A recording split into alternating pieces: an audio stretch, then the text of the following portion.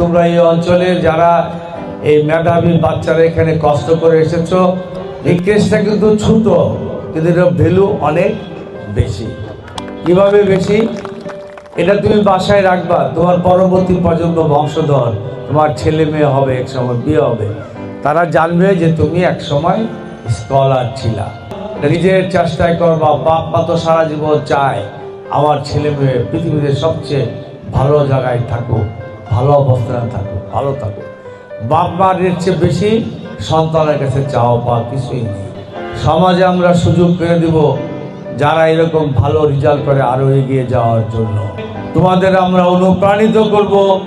সমাজে দেশকে এগিয়ে নিয়ে যেতে হলে তোমাদের মতো স্কলারদেরও এগিয়ে যেতে হবে। তোমরা যারা আজকে রেজাল্ট অ্যাচিভ করছো, ইউ গাইজ নো যে এটা কিন্তু সহজ না করাটা। মেবি বিগত 17 বছর একটু সহজ ছিল, বাট এবার কিন্তু সহজ ছিল না। বাট ইউ গাইজ ডিড ইট।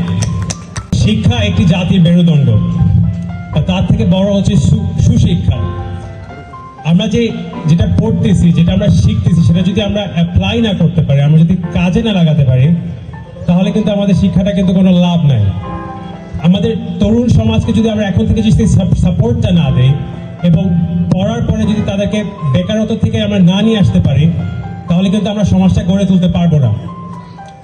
তো আমাদের আব্দুল হাই অ্যান্ড রাবেয়া ফাউন্ডেশন থেকে আমাদের টার্গেট সেটাই যে পড়াশোনার পাশাপাশি যেন কাজের ক্ষেত্রে যেন ছেলেমেয়েরা যেন এগিয়ে থাকতে পারে, আমরা সেই চেষ্টা করে আমরা কাজ করতে চেষ্টা করছি।